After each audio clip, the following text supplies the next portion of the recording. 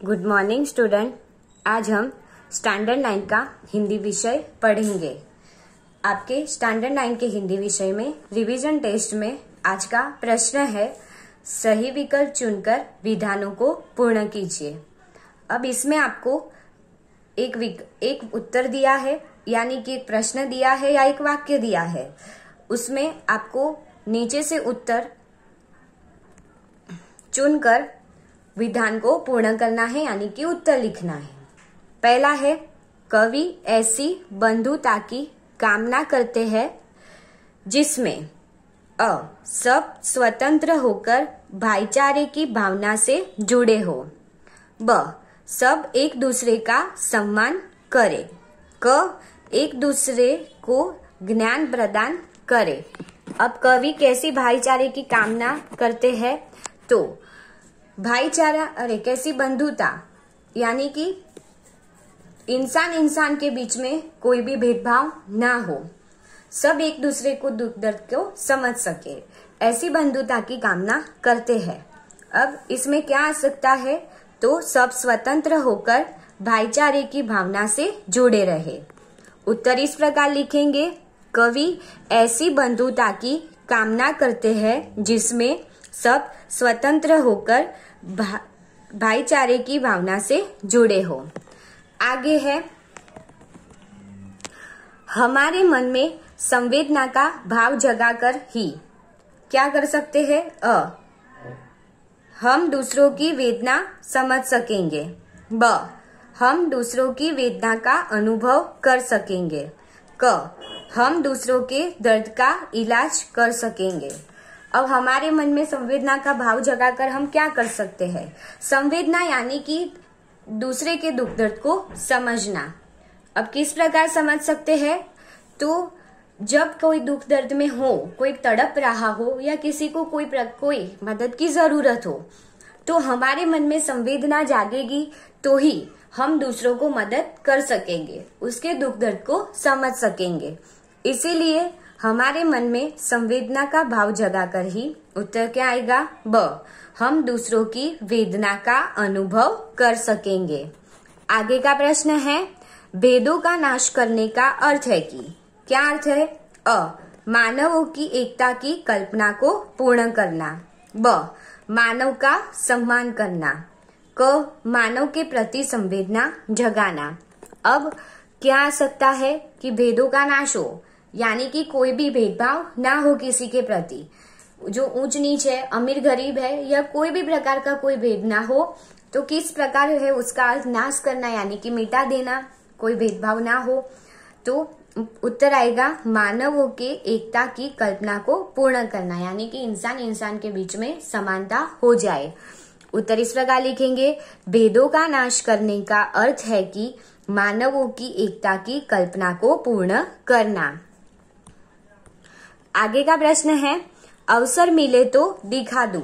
अब क्या दिखाने की बात है, जब ये शिशुपाल वाला और सम्राट अशोक के बीच का जो वार्तालाप है, यानी कि इकाई 2 न्याय मंत्री में जब एक परदेसी शिशुपाल के वहां आश्रय मांगने आता है और रात को देश में हो रही न्याय व्यवस्था और दूसरी व्यवस्था के बारे में बात हो रही है, तब शिशुपाल को न्याय व्यवस्था से क्या थी, दिक्कत थी, शिकायत थी। इसीलिए शिशुपाल बोलते हैं कि मुझे अवसर मिले तो दिखा दूं कि न्याय किसे कहते हैं, यानी कि न्याय करना कैसा है कि किसी के प्रति अन्याय ना हो, न्याय करना हो तो सबको एक ही समान रखना चाहिए।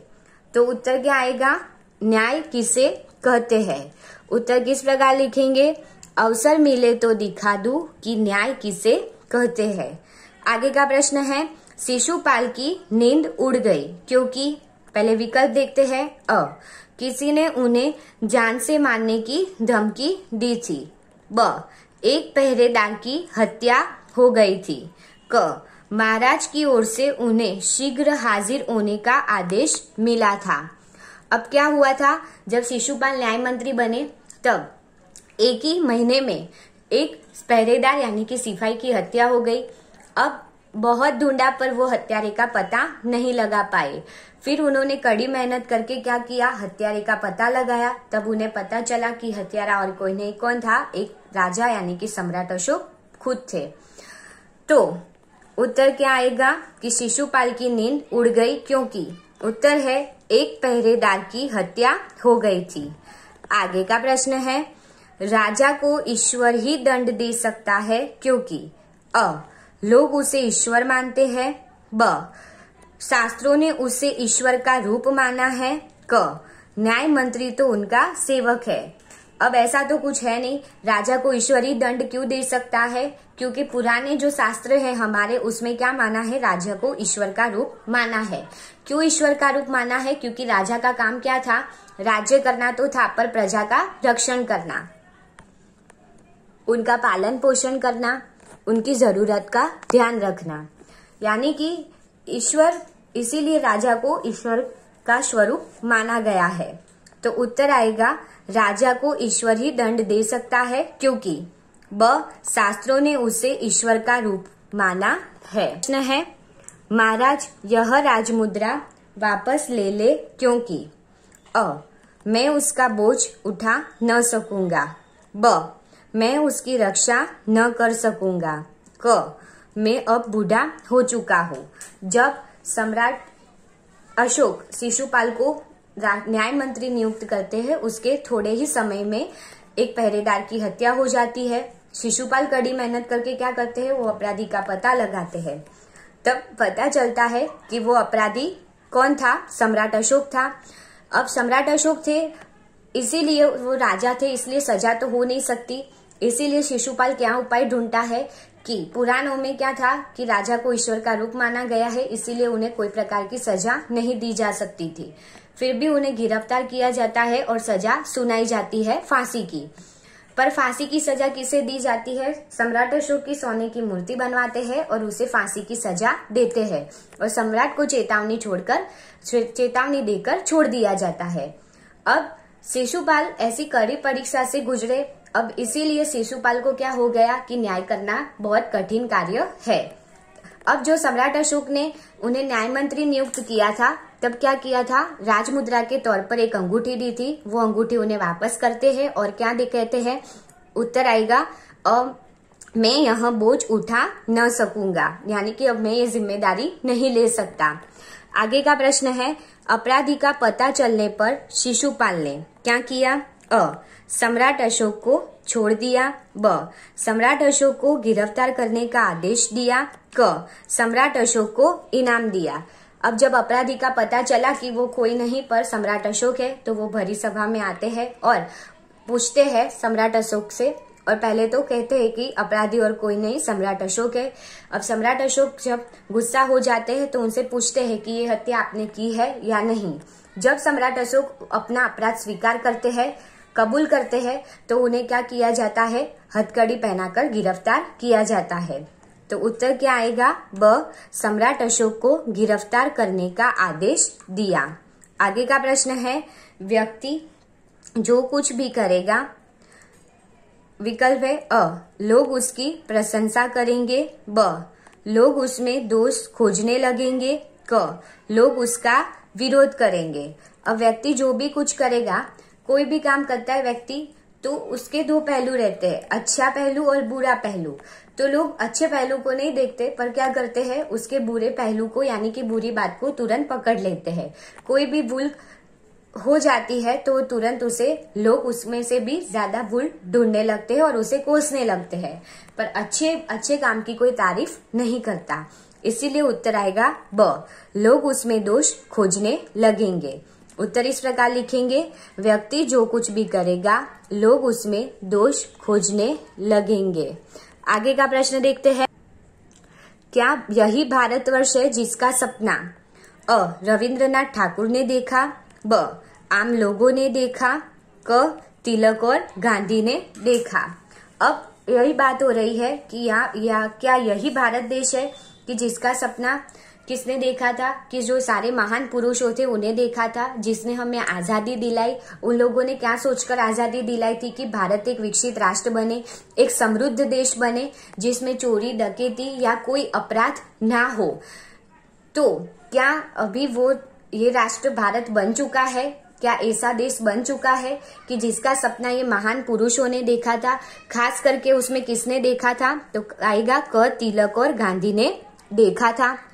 उत्तर किस प्रकार लिखेंगे?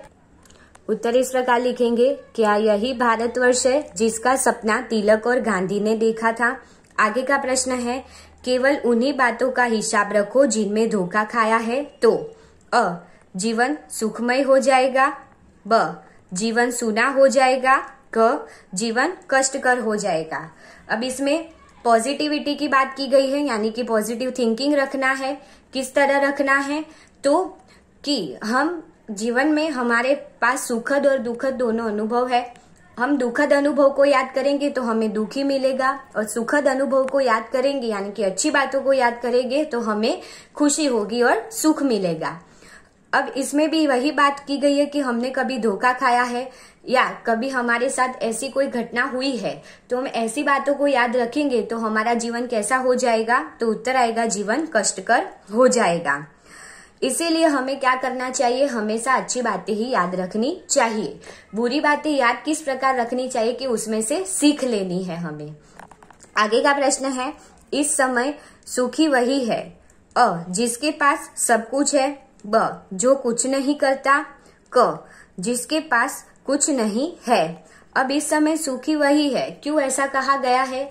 क्योंकि हमने आगे ही देखा कि लोगों का काम क्या है कि कोई भी व्यक्ति अच्छा काम करेगा तो उसकी तारीफ नहीं करेंगे, पर उसमें से तुरंत ही नुक्स निकालने लगेंगे, यानी कि उसकी बुराई करने लगेंगे। इसीलिए काफी लोग ऐसा सोचते हैं कि कुछ न करना ही अच्छा है, क्योंकि कुछ करेंगे नहीं तो नहीं दोष मिलेगा ना तारीफ मिलेगी। इसीलिए ऐसा कहा गया है कि इस समय सुखी वही है। उत्तर आएगा ब, जो कुछ नहीं करता। आगे का प्रश्न है, परोपकारी मनुष्य क्या करते हैं? अ, धन का कभी संग्रह नहीं करते, ब, धन कमाते रहते हैं, क, धन को छुपाते हैं। अब परोपकारी मनुष्य की क्या खासियत है? यानी कि परोपकारी मनुष्य क्या कि दूसरों पर उपकार करने वाला, यानी कि दूसरों की मदद करने वाला। तो उसका काम क्या है कि वो अपने धन दौलत को परवाह नहीं करता। उसके पास जो धन दौलत होती है वो क्या होती है कि वो सोचता है कि गरीब लोगों के लिए ही है, वो उसका उपयोग नहीं करता। अब इसमें परोपकारी मनुष्य यानी कि कर्ण की बात की गई है, जो हमने कविता में समझा था कर्ण का जीवन दर्शन में, कि उसके पास कर्ण को क्या कहा जाता था कि वो दान करने में सबसे आगे था। इसीलिए वो क्या सोचता है कि मेरे पास जो भी धन दौलत है, जो सोने की चीज वस्तुएं है, उसका उपयोग मैं क्या करूं? गरीबों को दान करने में करूं। मैं जब तक जिंदा हूं तब तक मैं दान करता रहूं, ऐसी उसकी इच्छा थी। तो परोपकारी मनुष्य क्या करते हैं? अ, धन का कभी संग्रह नहीं करते। ये है उत्तर आपका। आगे का प्रश्न है, गरुड़ पक्षियों का राजा होकर भी क्या करता है? अ, महलों में रहता है, ब, जंगल में निवास करता है, क, धन दौलत का सुख भोगता है। अब गरुड़ क्या करता है? पक्षियों का राजा है, फिर भी हमने देखा था कि वो महलों में नहीं रहता है, राजा की तरह नहीं रहता है, धन दौलत का इस्तेमाल नहीं करता है। तो क्या करता है? तो उत्तर आएगा ब, जंगल में निवास करता है। आगे है, जूही के अनुसार रानी को निराश नहीं होना चाहिए। क्यों निराश नहीं होना चाहिए? विकल्प देखते हैं। अ, वे बहादुर थी, ब, उनके साथ कई वीर थे, क, वे गीता पढ़ती थी। अब जूही है वो रानी लक्ष्मीबाई की एक सहेली थी, सेविका थी या दासी थी, ऐसा कह सकते हैं। जब रानी लक्ष्मीबाई की झांसी चली गई थी तब वो दुखी थी, क्योंकि उसे युद्ध करके अपनी झांसी वापस लेनी थी, ऐसी उन्होंने प्रतिज्ञा की थी। पर वो दुखी थी, इसीलिए जूही समझा रही थी कि आपको निराश नहीं होना चाहिए। तो क्यों निराश नहीं होना चाहिए? तो उत्तर आएगा क, वे गीता पढ़ती थी। उत्तर इस प्रकार लिखेंगे, जूही के अनुसार रानी को निराश नहीं होना चाहिए क्योंकि वे गीता पढ़ती थी। आगे का प्रश्न है, जूही बातों बातों में सेनापति तात्या का पक्ष लेती थी क्योंकि अ तात्या के प्रति उनके मन में प्रेम था, ब तात्या के पास बड़ी सेना थी, क तात्या रानी लक्ष्मीबाई के कृपा पात्र थे। अब जूही बातों बातों में ही जो सेनापति तात्या थे रानी लक्ष्मीबाई के, उनका पक्ष क्यों लेती थी, यानी कि उसके बारे में कुछ बुरा नहीं सुन सकती थी। तो ऐसा क्यों था? तो उसका उत्तर आएगा कि तात्या के प्रति उसके मन में प्रेम था, यानी कि वो तात्या को स्वामी मानती थी। आगे का प्रश्न है, पेशवा की हार से लक्ष्मीबाई को खुशी हुई क्योंकि वे मन ही मन उनसे ईर्ष्या करती थी, ब वे उनसे अपने रास्ते का कांटा मानती थी, क पेशवा की आंखें खोलने के लिए यह जरूरी था। अब रानी लक्ष्मीबाई है, पेशवा है, तात्या है, रघुनाथ नायक है, ये सब अंग्रेज के सामने युद्ध कर रहे थे। पर उसमें क्या था कि ये जो लोग थे रानी लक्ष्मीबाई के अलावा, ये सब ऐशो आराम में डूबे हुए थे। उन्हें जरा भी जिम्मेदारी जैसी कोई चीज नहीं थी, ऐसा रानी लक्ष्मीबाई को लगता है। अब रानी लक्ष्मीबाई को लगता है कि मैं उसे सबक सिखाऊं, उससे अच्छा है कि वो अपने आप सबक सीखे। और उसमें भी पेशवा की जो लड़ाई होती है वो अंग्रेज सेनापति रोज के साथ होती है। अब दोनों में युद्ध होता है और उसमें अंग्रेज सेनापति रोज जीत जाते हैं और पेशवा हार जाते हैं। तो पेशवा को ये हार एक सबक के रूप में मिली है, ऐसा रानी सोचते हैं और खुश होते हैं। तो उत्तर आएगा क पेशवा की आंखें खोलने के लिए यह जरूरी था। आगे का प्रश्न है, रानी का मन कहता था कि, क्या कहता था? उनकी विजय अवश्य होगी, ब उनके जीवन का अंतिम युद्ध था, क उनके सिपाही वीरता को कलंकित नहीं होने देंगे। तो उत्तर आएगा ब वह उनके जीवन का अंतिम युद्ध था। क्यों अंतिम युद्ध था? क्योंकि उन्हें पूरा भरोसा था कि मैं अपनी झांसी अंग्रेजों से वापस लेके रहूंगी, और उन्होंने प्रतिज्ञा की थी कि फिर वो अपनी झांसी किसी को नहीं देगी, इसीलिए वो उनके जीवन का अंतिम युद्ध था। स्टूडेंट, आप लोगों ने रिवीजन टेस्ट का प्रश्न सही विकल्प चुनकर विधानों को पूर्ण कीजिए, ध्यानपूर्वक समझा होगा और सुना होगा। Thank you.